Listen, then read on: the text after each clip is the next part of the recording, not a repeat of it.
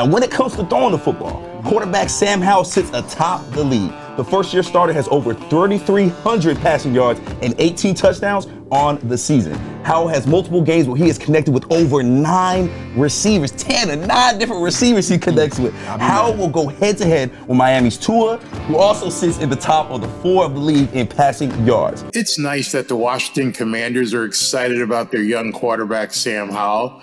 Seriously, it's cute. But the Commanders face what might be an insurmountable task this weekend. And it begs a question. Can the Washington Commanders actually beat the Miami Dolphins? In this video today, I am going to reveal what I think is the way that the Commanders can beat the Dolphins. Trust me, it's a very novel approach, but the Commanders may need to deploy this strategy in order to overcome the Dolphins' offense. But first, let's listen in to Sam Howell as he talks about the Miami Dolphins' defense. Against a defensive back like Jalen Ramsey, he's kind of known for his football IQ, but also is willing to take risks to try to lure quarterbacks into making mistakes. Do you have to do any extra homework on a guy like that for this week?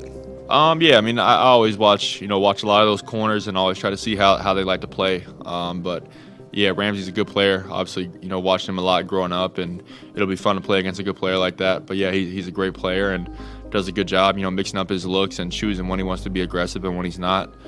So we definitely have our hands full with him. And the other corner's pretty good as well. 25's good. Xavier Howard's a good player as well. So we definitely have our hands full out on the perimeter, but we got some good wideouts. And I'm going to take our wideouts versus anybody every single week. Howell realizes he is facing a Miami Dolphins defense that's got Jalen Ramsey back and is really coming into its own, even with the loss of Jaelan Phillips. And with the Commanders firing defensive coordinator Jack Del Rio after the Commanders gave up 45 points against the Cowboys on Thanksgiving Day, he realizes in order to beat the Miami Dolphins, they're going to have to put up a lot of points. Yes, at this current point in time, Sam Howell is the NFL passing yards leader. He's thrown for the most yards in the entirety of the NFL. But that's not the stat that you really want to take notice of. There's one stat regarding the Commanders' offense and Sam Howell that jumps off the page to me. Can you believe that Sam Howell has been sacked 55 times this year?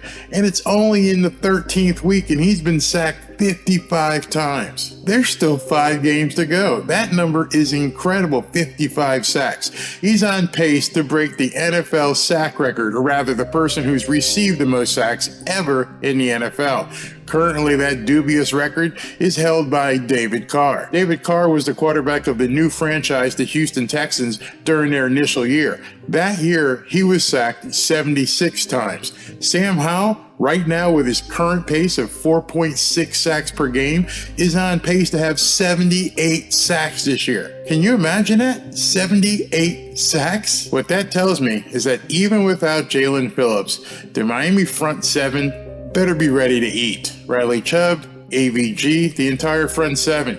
Put your bibs on. You're going to a quarterback buffet up in Washington. And it's obviously all you can eat, boys. I simply don't see any way that the Commanders can beat the Miami Dolphins. Well, actually, there are 2 ways that the Commanders can pull off a win. One is obviously if the Miami Dolphins beat themselves. If the Dolphins take this game lightly and F around, they may find out. But that being said, I told you earlier that the Commanders were ready to deploy a very novel strategy as to how to beat the Miami Dolphins this weekend. It seems they're hoping that they may have a 12th man on the field. How do you stop the run? How do you handle the play action? And how do you handle the athletes, Tana? You got a question? You got an answer for me? Pray. Pray! Yeah! That's exactly right, man. Hopefully they're playing. Prayer. That's what they're going to rely on.